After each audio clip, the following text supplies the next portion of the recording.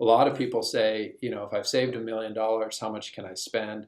We said, no, no, no. Let's figure out how much you spend, and then we'll tell you whether or not you've saved enough to support that spending. Cool beans, cool beans. Let's do it. Today I've got Jason R. Parker. He is a best-selling author of Sound Retirement Planning, and he hosts a radio show, a podcast show called Sound Retirement Radio. He's also been featured on ABC. He's been featured on Fox. He's been featured on MSNBC. He also has come out and created a retirement budget calculator, which I'm sure we'll talk about here soon. I'm excited to have you on. And ladies and gentlemen, I'd like to introduce you to Mr. Jason Parker. Oliver, Jason, how are you, sir? Oh man, I'm doing great. I'm even better now that I get to have this conversation with you, and I'm just so excited and so honored to be a guest on your show. Thank you for the opportunity. Man, I am flattered. I am absolutely flattered. I know we talked a little bit before we hit the record button, but there is a lot that you do that's very pertinent to the military personnel and just people in general when it comes to retirement. How did you get into the retirement world? Let's start there. I had the really good fortune in my mid-20s to meet my mentor. And one of the things I like to always remind people of is one relationship can totally change the direction of your life. And for me, it was this guy, Dean. I was in my mid-20s. Dean was in his mid-60s. He was at the time the regional manager or district manager, I guess, for a company called GE Financial. Which then became Genworth Financial. And he hired me to sell long-term care insurance. So my first step, well, it wasn't really the first step because I'd worked in banking and stuff before that, but meeting Dean was under the umbrella of long-term care insurance. And then it was, I did that for maybe a year and a half before I moved into the investment advisory space. I started a registered investment advisory firm in 2007. Okay, nice. Okay. Now, what caused you to say, all right, the retirement world is where I want to really focus and dial in on? Because a lot of your content is really focused on helping people in that arena. So where did that come to be your calling? How'd that come to be your calling? Well, first of all, with personal finance, I can remember going all the way back to fifth grade. And I remember in fifth grade, when we were going around the classroom saying, what does everybody want to be? I said I wanted to be a stockbroker. But the reason I wanted to be a stockbroker was I had read that they had a short life expectancy, that they only lived to like 50 some years old. And I was just trying to be a cool, tough kid, in fifth grade. That's what I want to do because they don't live a long time. Right. But I remember buying like Money Magazine at an early age, and a lot of my friends were buying Mad Magazine. I was buying Money Magazine. I was super obsessed with finance. Like I started my first lawn mowing business when I was 12.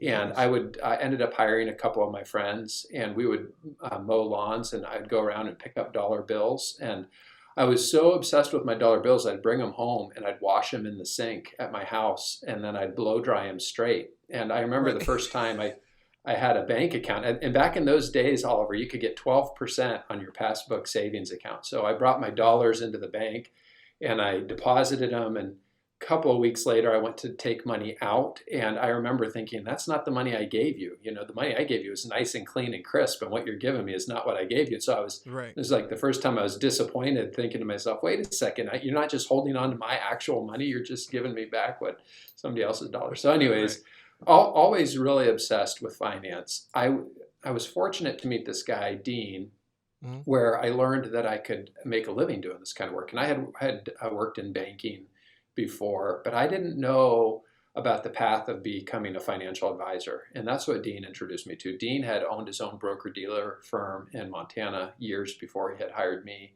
And he was semi-retired. He spent a lot of time on the golf course, but he liked to stay active and involved and engaged. And so he hired me, and he used to tease me and call me King Parker because he said, Jason, you'd always ask me for advice and then you just go do whatever you want to do without listening to anything I say. But so he was just a lot of fun, and changed the direction of my life. And so when I was working with Dean, I started out in the long-term care arena, which was mostly dealing with people that were getting ready for retirement. And as we were having these conversations about insurance, the topic of investments came up and financial planning came up, and how do I know if I really need this insurance? And so that's how it kind of opened up the door into the retirement planning space. And then I found that I was like the world's worst insurance salesperson. I just was not very good at this whole Right. long-term care insurance thing. I just was horrible at it. I'm really good at planning, but I am not good at insurance sales. It just was not my thing. So, anyways, had the opportunity to work with Dean. He taught me all about the investment space. He invested in me. He helped me get the firm started, and Dean passed away a couple of years ago, but I always think about his influence and how I wouldn't have the opportunity I do today if it wouldn't have been for that one relationship. And one of the cool things about how I met Dean, so at the Mm-hmm. time I was looking to make a career change. I had been doing fundraising for political organizations, nonprofit political organizations, just before that, and I really got burnt out in the political world. I just felt like we're not making progress as fast as a young 20-year-old guy would like to see the world making progress in the Right. nonprofit space. So I called my dad and said, Dad, I got to figure out something different to do. My dad introduced me to a guy named Mike that was living in Florida, one of his good friends. Mike introduced me to a guy named Todd who was living in Seattle. Todd introduced me to Dean, and Dean is the one that hired me. And the cool thing about that is, as I think about connections and relationships I have today, I can Right. identify that most of the connections in my life come from three people. My dad is a huge connector for me. My wife is a huge connector for me. And my friend Dean, my mentor Dean, he has connected me to a lot of people in the professional space. So, like I say, once you kind of recognize that most of your relationships, it's like the old 80-20 rule, right? 80% of your Right. relationships flow from 20% of the people. Once you identify those 20% of people, it's important to maintain those relationships and protect those key connectors. Well, I think that's actually really important. And the interesting is your love of not just the finance part, but the planning part of it makes you a very dangerous person. You know, this old saying, of course, you know, if you don't plan, you just plan to fail. And I with like that that. Yeah. said, you know, with all the stuff that you learned from Dean, what's the one thing that kind of sticks in your head that you always kind of go back to when it comes to what you do now? One of the things I learned from Dean, I learned so much from Dean, but one of the things I learned from Dean, we were coming home from a speaking engagement and we Mm-hmm. were driving down the road here in the Seattle area and it was raining. And in the winter, I just get bogged down with all this rain. It starts to wear me out a little bit. And so I was looking out the window and I was just thinking about the rain. And Dean was driving and he said, Look how green those trees are. And in that moment, I thought to myself, how is it that we could both be looking out the same window and focus on two different things? He's appreciating how green the trees are, and I'm focused and irritated by how much rain we're getting. And so Right. one of the things Dean taught me was you get to choose what you focus on, and I learned that in that moment, not because it's something he was trying to teach me, but just because of his perspective on life. He had the ability to see things differently than I did, and that was incredibly valuable. One of the things that Dean taught me that was really offensive to me actually was when I was first interviewing with him. Okay. He said to me, he said, Jason, I found that people that do really good in this industry are people that believe in a higher power. And Mm. at the time, I considered myself an atheist, and so I was really offended by this idea that he would talk about a higher power in a job interview. I was so angry about that. Well, a couple of years later, I ended up inviting Jesus into my life and became a Wow. Christian. And now that's like the biggest, the most important thing that ever happened to me. But I'm glad that I didn't get up and walk out of the interview because of my anger towards him and his reference towards God in that moment. Because, like I say, I don't know where I'd be today if it weren't for that relationship with Dean. So. Wow, that's an amazing way to find yourself to the Most High, as we call Him. Um, it's funny because, and you'll have to forgive me, I am 100% military. It's not an excuse. I'm sorry, Lord. I am working on it. You will hear me say some weird stuff every now and then. I shouldn't be saying, so I apologize in advance. I But am so grateful. I'm so grateful for your service in our military. Thank you, Oliver. hey, I absolutely appreciate it, and I know everybody who's listening and watching right now appreciates it as well. You talked about perspective. With you working in the retirement arena, what's the one common perspective that you see people get wrong when it comes to planning for retirement? Okay, there's two ways that I would want to answer this question. The first one is understanding the biggest fear people have as they're getting ready to retire is they just want to make sure they're not going to run out of money in retirement. So that's Right. kind of like the biggest question that people have. Are we going to be okay? But the way that I think most people mess this up and the way that we've done this different than and help people with this dilemma, with this challenge, with this question is a lot of people will just add up all of the money they've saved and then they'll try to figure out how much they can spend based on the amount that they've saved. And there's these withdrawal rules, like the 4% withdrawal rule is a very Okay. popular idea. And so what we've done is we said, look, if you really want to have confidence heading into retirement, instead of asking the question, how much can I spend based on how much I've saved, instead what you do is you focus all of your time understanding how much you currently spend, and then that will help inform whether or not you've saved enough to be able to support a lifetime of spending. And so, for example, if you spend $40,000 a year, you would take that 40,000, multiply it by 25, and then that would give us the number that would tell us how much money you would have need to have saved to support $40,000 of spending, which is about $1 million in that Right. particular example. Right. Okay. So we just No. do it different. We kind of took the whole formula and dumped it upside down. A lot of Right. people say, if I've saved $1 million, how much can I spend? We said, no, no, no. Let's figure out how much you spend, and then we'll tell you whether or not you've saved enough to support that spending. And that's what makes the retirement budget calculator so unique is that it really focuses the entire equation on your spending. Now, speaking of retirement budget calculator, is the calculator something that can allow anybody to do their retirement planning? Let's say a teenager runs across the retirement calculator. Is it that simple? Yeah, it is very simple. We've broken down retirement into three steps. Number Okay. one is how long are you going to live? Okay. Number two is how much have you saved? And number three is how much have you spent? And once we have all of that information, then we can start making projections into the future. Now, can a teenager use it? Sure, they could, but it was really designed for people within 5 years of retirement, people that are just getting ready to retire. So a lot of people that are using our calculator are like 55 years old, and they're Got it. just trying to figure out if they can retire, if they can retire early.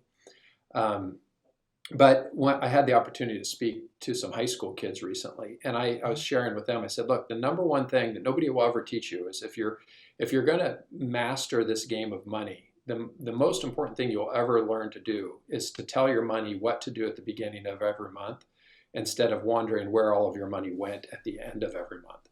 And in Mm. order to do that, that's called having a budget. And I know that's kind of a bad word for people, but you have to have this level of discipline. Otherwise, what happens is over your lifetime, you'll make more and more money every year, but then you just spend more and more money. It's this lifestyle inflation, and you feel like you're never getting ahead. And then, I've talked to married couples where they'll say, "Well, as soon as my wife gets a job, then we'll be okay." And then the wife gets a job, and then they're making double the amount of income, but they're still not okay because they just haven't learned this basic discipline of telling your money where to go. So when we Right. built the calculator, we built it. It's a freemium tool, meaning that some of the tools in there are free for life. So if all you need to do is create a really good budget, a really good spending plan, you can do that for free when you sign up for the calculator. Or if you just want to add up your net worth, we've got a net worth module in there to help people add up their net worth. But if you want to use any of the advanced tools like the cash flow forecasting into the future or the Roth conversion simulator or the federal income tax calculator or any of these, if you want to model different withdrawal rates or assume different rates of return or look at past Right. performance of the stock market, if you want to do any of that, then there's a fee to have access to the calculator. But we wanted to make the fee affordable. So you can pay $9.95 a month to have access to the calculator. Or if you'd rather pay it annually, you get a discount. It's $95 a year to have access to all of those advanced features. Okay. Nice. With now, you talked about a lot there. There's a lot to go over, and we may not get to all of it here, but we can definitely hit the basics. And in that sense, one thing that you did mention was the fact that it's targeted at those who are within 5 years of retiring. Here's Yeah, the question: Is it ever too late to start planning your retirement? no, it's never too late. And some people In the work that I do where I walk life with people one-on-one, Mhm. again, the calculator is designed for the do-it-yourself crowd. It's for the people that don't necessarily want to work with an advisor. But I walk life with a lot of people that are making this journey into retirement. And a lot of times people have this guilt or the shame. They'll say, geez, I feel like I'm starting so late. In fact, I just met with some people recently. They were in their late 40s and they said, Wow. boy, we feel like we should have met with you years and years ago. And it's like, you guys are so far ahead of the curve in your late 40s. Most people really don't talk to an advisor until they're just getting ready to retire. They're within like Right. 6 months or a year. So no, it's Right. never too late. But by using something like the calculator, it will give you a jump start over most people for the younger people out there. I know your focus is on the military community, and military folks, I've found, especially folks that retire from the military, can really have be in a very strong financial position. Right. Oftentimes, they'll have guaranteed income coming in. They'll have TSP funds that they've saved over time. Yep. They will have TRICARE, where they have health insurance at very affordable rates for life.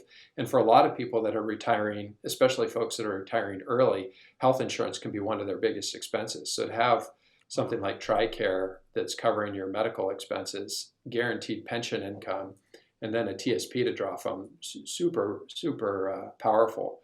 A lot of people continue to work after they retire from the military. So it's not Right. uncommon for me to meet people that retire from the military and then go to work for the federal government and earn another pension through the federal employees retirement system. And there's two really great resources I want to make your listeners aware of. Okay. People, if they want to learn more about the TSP and the federal retirement plan, and that is Chris Barfield with Barfield Financial, and then also Dan Jameson. Those two guys specialize in benefits for federal employees, and they talk about the TSP and they talk about strategies around the TSP, and they're trustworthy sources. Dan Jameson is retired from the FBI, and Chris Barfield, I believe he was in law enforcement, federal law enforcement. So two really good resources, and they're both CPAs as well. So really great resources for planning. Love it. I love it. I love it. So make sure you guys check out the Dan Jameson and Chris Barfield as well to help yourself get on track. But please don't forget, Jason Parker's out there. Is somewhere in the ether. He's got a book. I'm telling you, it's useful.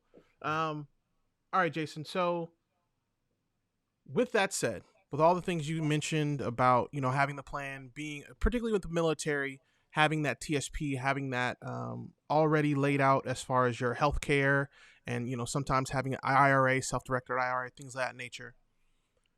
With that in mind, for those who are in that transition right now, they are, let's say, what am I for? I'm 40. So let's say they're 40 years old, 39, 40. They're 3 to 5 years from getting out the military.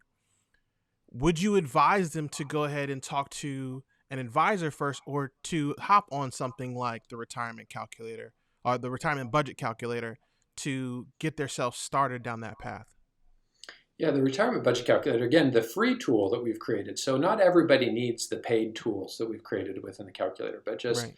the free tools for understanding your budget and your spending are going to be huge, because a lot of people really don't know how much they're spending every month. One of the things I found that can be really helpful, and you got to be careful with this, but buying a house before you retire. So making sure that, because while you're employed and you're serving, your income is good and you can qualify for a mortgage. And so a lot of Right. guys say, I want to move to a different location when I retire. They kind of have that mapped out. In fact, where I'm at here in Kitsap County, we have a huge military retirement.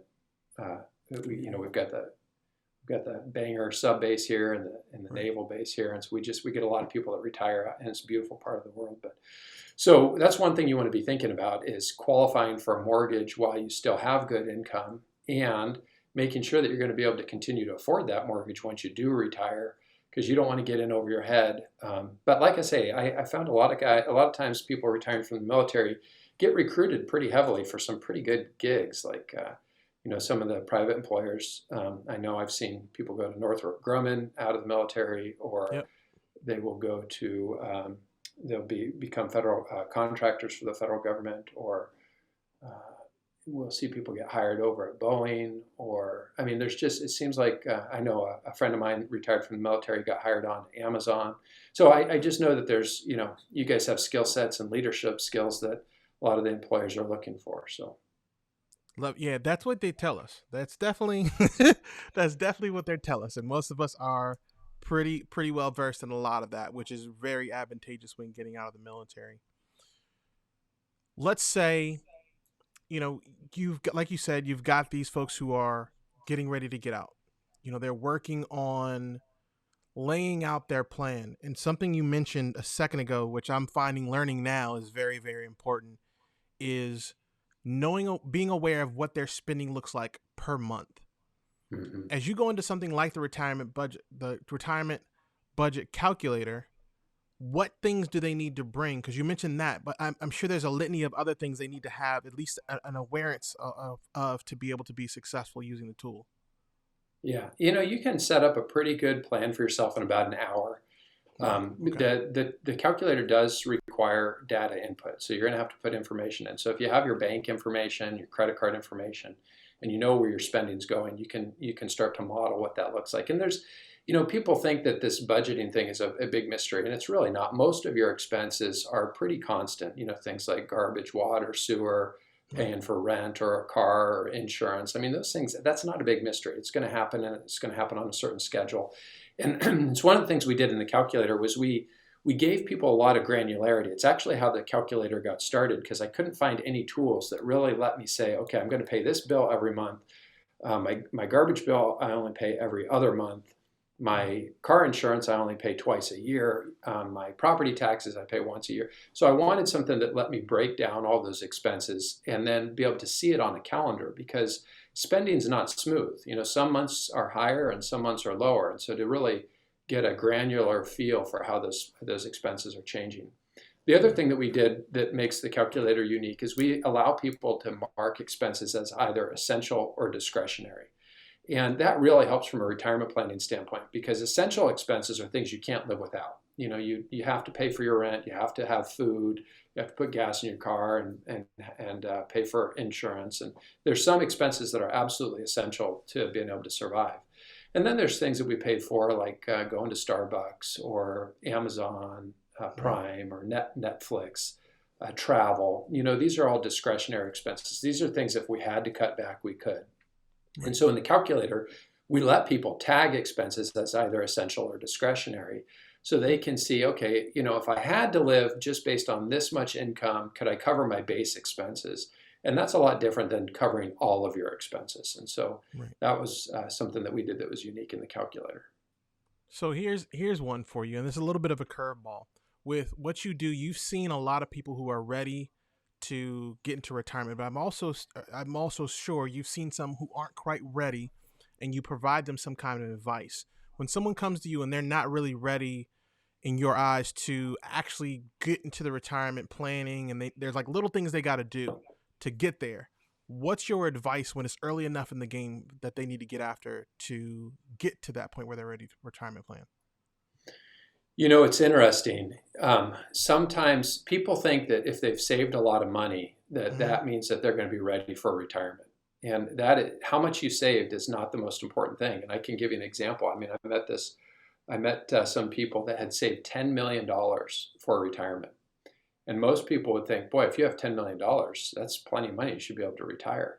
That's what I But thought. Just do. yeah, if you're spending $700,000 or $800,000 a year, that $10 million Oh isn't wow. going to last for very long. Right. So Right. that's why I put all the focus on the spending number, not how much you've saved.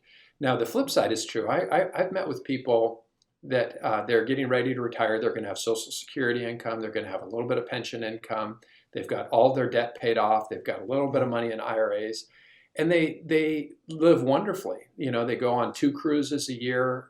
They live pretty simply, and so they don't have a lot of money saved, maybe a couple $100,000. But Mm. because they've kept their debt low and they've kept their expenses low, they're in a really strong position to retire. And so it really is the spending number that drives this entire equation. And the reality is, the more money people make, the worse they are at understanding their spending. So engineers and pilots and doctors and dentists and these people that just really make a lot of money, they're some of the worst at understanding how much they spend because they don't have to know the number. So a lot of times when all of us are first getting started in life, budgeting becomes like an absolute necessity. Otherwise, there's just all this financial unrest in your house and your family. If you never learn this lesson about how much to spend, there's just all this turmoil all the time. And so it's a really great exercise for the young people getting started out to sit down once a month, husband and wife sit down once a month and look at the numbers together and come up with a game plan. This is how much we're going to spend, and this is how we're going to do it, and we're going to stick to this, and we're going to win as a team. And like I say, it's like personal finance 101. It's the most important part, and that's why we made that part free in the calculator, because regardless of how much money people have saved, everybody has to have a good spending plan. Okay. And I feel like in that you just kind of gave away a little bit of what a troop to task would be for those to sit down with their spouse, their significant other, and figure that out, which I found personally very disturbing and enlightening at the same time, because there's no more pressure than sitting down with your spouse and your spouse tells you, hey, listen, you got a little out of control with those pizzas last month. I need you to kind of dial it back. Now, granted, it wasn't about pizzas. I'm not that much of a fat boy. It wasn't about pizzas, but you get my example. Yeah. I think that's really, really important, and that's a huge thing to sit down with your spouse and go over. Now, tell me, go ahead. You called that trip to task? Is that what you call that? Troop to task. Troop to task is what that is. Yep, troop to task. Yep. So I've got one more little tip I'll give you there, and here's what I found: the people who really win at this game, this seems like such a small difference, but most people spend first and save what's left. And the wealthiest people, they invest first and spend what's left. Ooh, okay. You see how small of a difference that is? Yep. So the idea is money that comes in, the very first thing that has to happen, and this is one of the things my mentor Dean taught me. He said, Jason, you have to learn to pay yourself first. So the very first bill that should always get paid is the money that you're paying yourself first. It's got to go. You've got to become an investor first, and then you spend what's left. And for a lot of people, that employers make that so easy these days because you can automatically have 10% of your money go directly into your 401k or your TSP, right. And that's a really great way to pay yourself first and spend what's left. It just automates that process. And then once you get that money in those retirement accounts, you can't touch them. That's money for the future. Absolutely.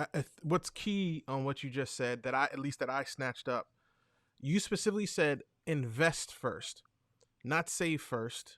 Of course, not spend first, but that invest first that's not something that I've actually heard. Because you always hear save save first, spend what's left, or spend first, save what's less, or whatever that is. But there's very few times, if not none at all, that I've only heard somebody say invest first, which is it's huge. That's huge. Investing is different than saving, and I'll give you well, the thing I would say about becoming an investor is it requires you to be an optimist. Investing means two things. Number one, it means you have to have a vision for the future. Yep. And there's a verse that says, where there is no vision, the people will perish. So we want people to have a strong vision for the future. And you have to be an optimist. You have to believe that people are going to continue to buy goods and services, that we're not going to go backwards. We're not going to turn into some bartering world where, you're going to grow carrots and I'm going to bring gold and we're going to swap that back and forth. That's just so stupid to even think that something like that's going to happen. And so you have to believe that companies are going to continue to produce goods and services that make people's lives better. And when you have that belief system, then becoming an investor says, yeah, I want to be a part of that. Because really what it means is you're purchasing companies that are producing those goods and services. And so you absolutely want to be an investor. A saver is people that operate out of a fear mindset first. An investor operates out of a confidence mindset. A fear-based anything in life is not a good way to operate. And there's a verse in Matthew 7 that says, it's about the parable of the talents, and he says, "I was afraid, so I buried what you gave me." And then when the master returned, he said, here's back what you had given me originally. And I had read that verse so many times, but then I read it and I thought, oh man, this guy, he made this huge mistake. He made fear the number one decision making tool, and you can't let fear be the way that you make decisions. That's just a bad way to go about living a life. And so savers are people that typically are worried and fearful about the future. Now, that's not to say you shouldn't have any money in savings, but if you really want compounding working for you, if you really want your money to grow, you have to believe that the future is going to be better than the present. You've got to get that money invested, and you don't do that by buying crypto or taking the money to the casino or buying lottery tickets. That is not investing. That is gambling. That is speculation. Investing says, I want to own businesses that are producing goods and services. They have profit, they have revenue, they're selling things, and then you don't want to buy individual companies. You just want to buy an index fund. If you have nothing else, that you have no research, nobody that can tell you what to do. If you just buy something like the S&P 500 index fund or the total U.S. market index fund, I mean, they're low cost. They give you broad diversification. You're buying either some of the biggest companies in the United States of America, and that's a really smart way to keep your fees low, be broadly diversified, and invest. How did you feel? How did you feel about that comment about crypto? I saw you kind of smile when I said No, that. so I know.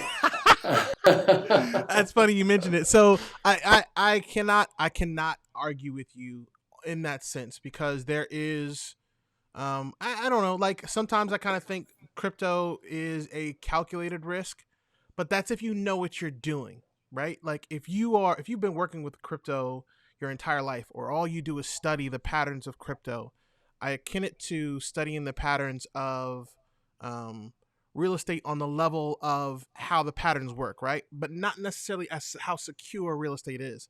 So crypto is still super young. It's extremely volatile. There's people literally losing their socks every day. Like when the boom happened, there was a bunch of crypto millionaires. There's none of those drifting around that are that public right now. They're all really quiet, and they're quiet for a reason, right? So I can't argue with you. I just don't have a leg to stand on, right? But Well, at the same time, I did make a little bit of money. I'm not gonna lie, I made a little bit of money. yeah, no, I know. So you're not alone, and there's so many people getting involved in that world. But a couple of things I would tell you. Number one, I recorded a podcast at Sound Retirement Radio called "The Truth About Bitcoin," and so for people that really want to just understand what is crypto, how does it work, why is it, why are people investing, what's Bitcoin, they can listen to that podcast, because I'm not trying to sell them anything. I'm not trying to sell them on crypto. I'm just trying to let them understand what it is exactly that they're considering. That's one thing that I would say. And then the other thing I would say is I'm not opposed to people taking speculative bets and again, that's what I consider. I consider it gambling. It's betting. So as long as anything like that you're doing represents, with crypto, I'd probably say 1% or less of your overall liquid net worth, then I'd be okay with it. Now, if you're going to buy some of these other speculative assets, or you want to buy individual stocks, or you want to do something that's more gambling, and you want to do that with less than 5% of your total liquid net worth, I would be okay with that too. From a financial advisor, financial planning standpoint, we just don't want people to jeopardize their entire financial future on something they really don't understand. I heard a friend of mine said, crypto is kind of like everything you don't understand about money and everything you don't understand about computers all mixed into one. And yes, it is. Yes, it is. That's a very accurate description of what it is. And like I said, I think you're, for the most part, just about fully right. I mean, of course, my contingency was not my contingency. My reaction was kind of the gambling part and the crypto part, because I understand the perspective, right? Because if you don't know, like I said, if you don't know what you're doing, it's sketchy. But I feel like the same thing can be said for real estate. The same thing can be said for stock, investing in stocks.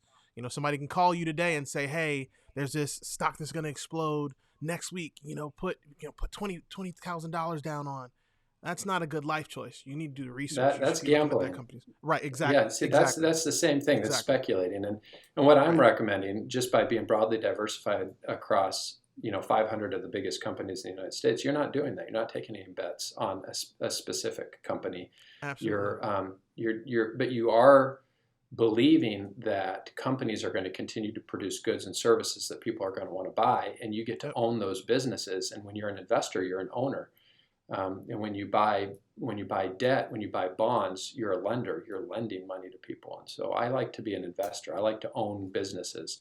You've got some Right. of the smartest people in the world running these businesses, and they're profit oriented. So as long as we continue to have a free market capitalist society where people are rewarded for making goods and services that make people's life better, I don't see that changing. That's not a bad thing. I mean, there's always bad parts associated with everything, Of but for the course. most Of part, course. capitalism has been a wonderful way to encourage people to do things that help humanity. Absolutely. And of course, you always get some people that come along and mess that Screw it up up, for but everybody. Yeah. yeah, Yes. but Yeah. they're You got usually those. they're usually the minor. They're not usually the Absolutely. majority of people. Absolutely. And like you said, the biggest thing, what I take away from what you said is like the biggest thing is the diversity part of it. Don't put your eggs, as they say, don't put your eggs all in one basket, right? So I think that's sound advice. And with that said, I think we've covered the troop to task. So if you want the troop to task, go back a little bit. Go listen to Jason gave us 2 troop to task. One was accidental, one was on purpose. Both were amazing. So I need you guys to go back and check that out. Now, Jason, it's about that time. We're gonna get into one of my favorite moments in the show, the game called Hot Seat. So Okay. stand by. Here we go.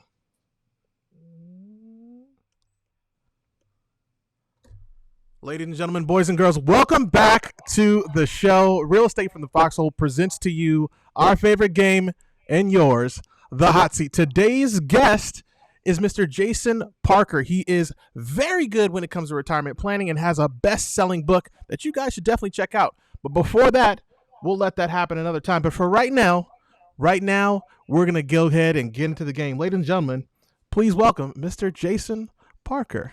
Jason, Thank you. how are you? Thank you. Oh man, I'm in it's the my hot pleasure. seat. I'm nervous. Fantastic. That's great news. All right. So, Jason, this is how this game works. I'm going to ask you 5 questions. Out of these 5 questions, you can respond however you see fit. It could be real estate related. It could be retirement related. It could be family related. Whatever you want is on you. Now, I will be answering all 5 of these questions with you, so you will not be alone.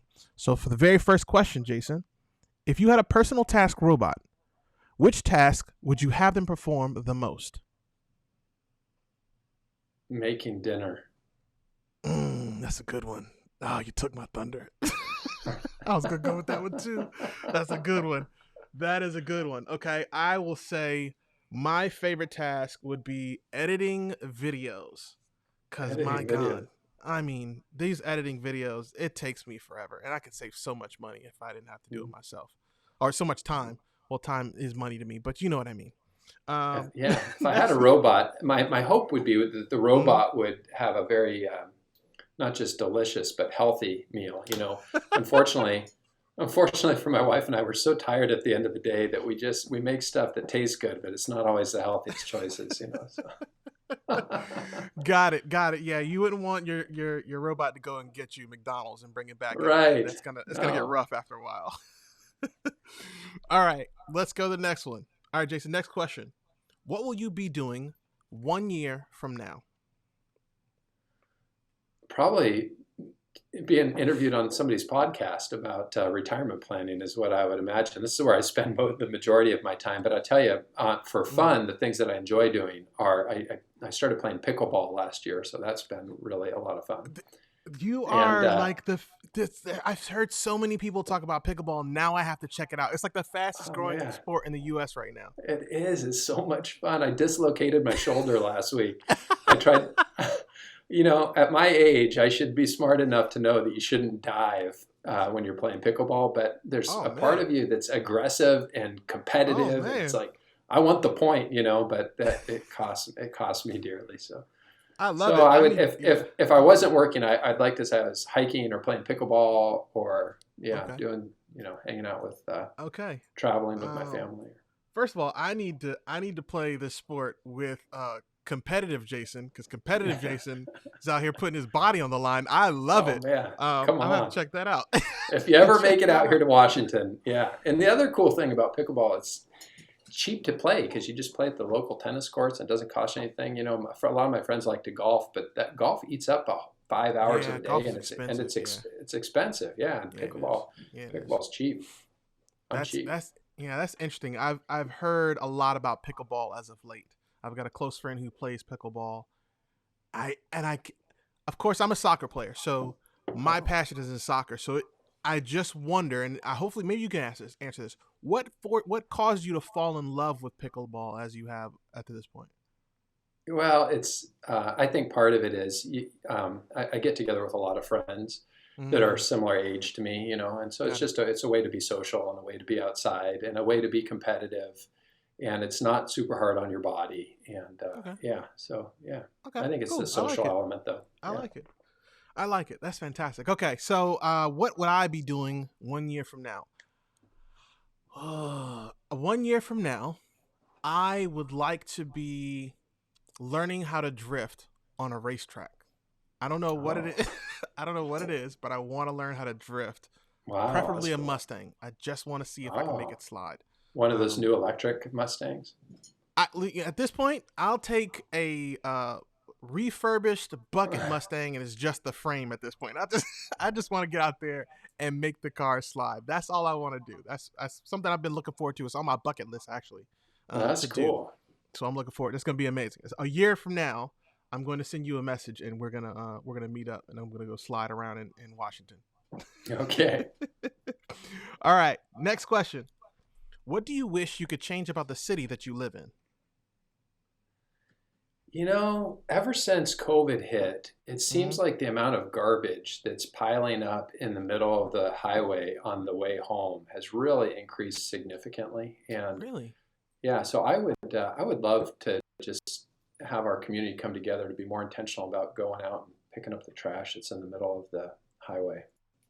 I've been Got thinking it. about how can I get how can I get my business out there and just say, hey, let's take a day once a month and go out and pick up trash. Yeah, it's gotten really Right. bad. I don't know what that is. And we've had people out there that have cleaned it up, but I don't know if people are throwing stuff out their windows or not covering stuff in the back of their trucks or garbage is coming out of garbage cans. I don't know what it Right. is, but it's gotten bad the last couple of years. And Interesting. it makes the community feel dirty, and so, Yeah. yeah.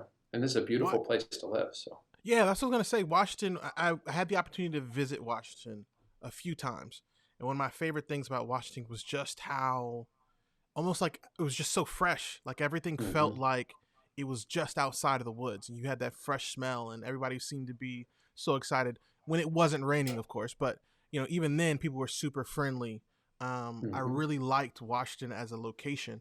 It's sad to hear that they're struggling with the picking up trash to get their stuff together there.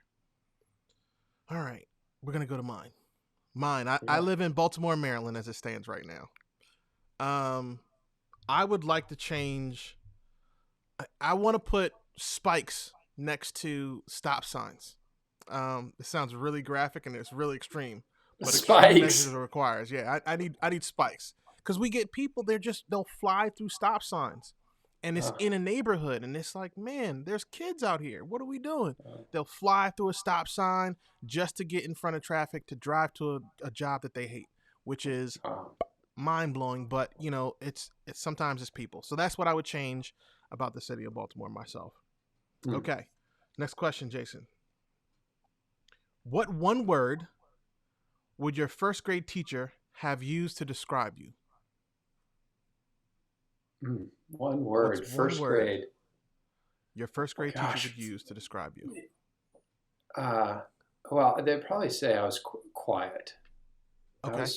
I was pretty nerdy. I had big Okay. ears, very quiet. I actually got held back in first grade because I couldn't use the scissors. And I remember that really impacted me the rest of my career as a student Mm, because I remember my mom got all upset and they ended up moving me to a different school like the next year. And I would brag to my friends, oh, I flunked out of first grade because I wasn't good at using my scissors. And so it set me down a bad path early on with education. So, but I was very quiet, very shy. Yeah, not very outspoken. Interesting. I've never heard of anybody getting held back for not being able to use this pair of scissors properly. Well, As now if you know somebody.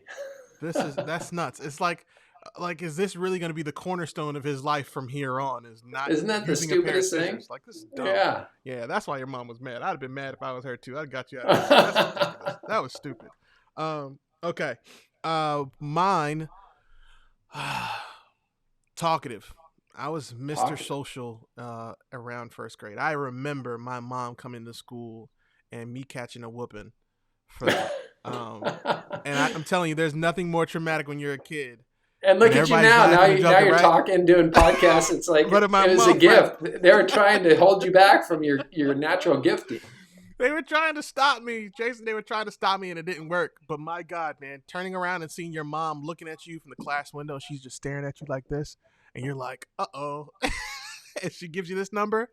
Oh Yeah. man, I caught a whooping inside the school. That was rough. I remember Oh, that. That's one thing I remember as a kid. Woo, wow. different times. First But grade. Wow. hey, yeah, you learn your lesson, and here we are, still running our mouth. Next, what is something that you wish you never found out about?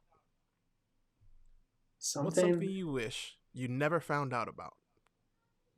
something that I wish I never found out about. Yep, something you wish that you never found out about. Hmm. Boy, that's a tough question. Let's have you go first, and I'll give me time to All think right, about it. I will go first. There's something that I wish I never found out about. I wish I never found out that there was sugar in just about everything. There's nothing more annoying than you're like, hey, I've got a good workout. I went out. I'm doing some work. I grab, let's say in this case, just something small. Like, oh, you can't have that. There's sugar in there. Jesus Christ, man. Is there anything sugar's not in that actually tastes good? Right? And I'm sure it's out there. I just haven't found it yet. I keep running to the sugary things. So I wish I wish I'd never found out sugar was in everything. Because then I'd just eat guilt free. I'd have just been a fat boy. It'll be okay. What about you, Jason? What you got? Man, this is such a tough question for me. Here's the thing.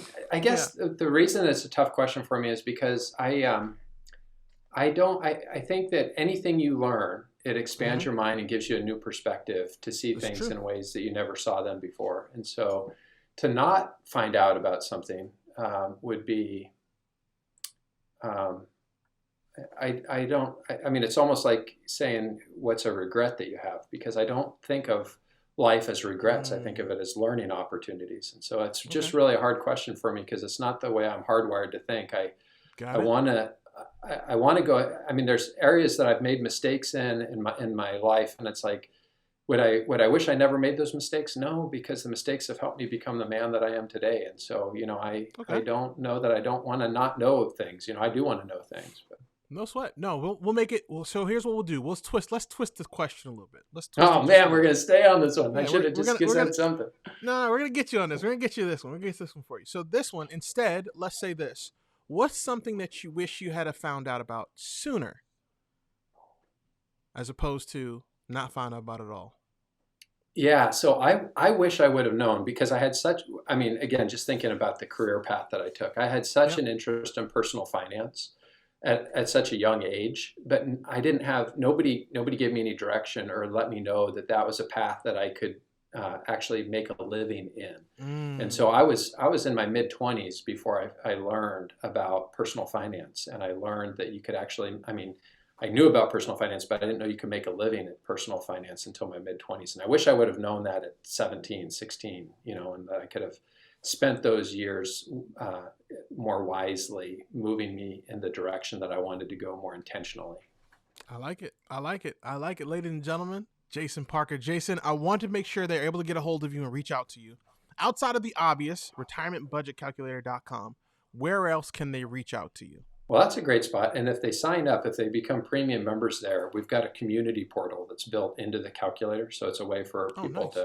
people that are on this retirement journey together to ask one another questions. And I hang out in there.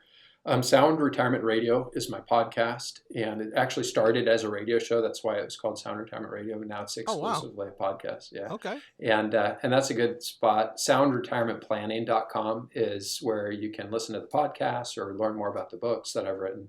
And yeah, those probably be the best places. I love it. Jason, thank you so much for coming on. Ladies and gentlemen, remember, you're better than you were, but you're not half as good as you're going to be. I want you to do me one favor, to everybody listening, watching. Go punch the day in the face and win, have some success. Have a great day. We'll see you next time. All right.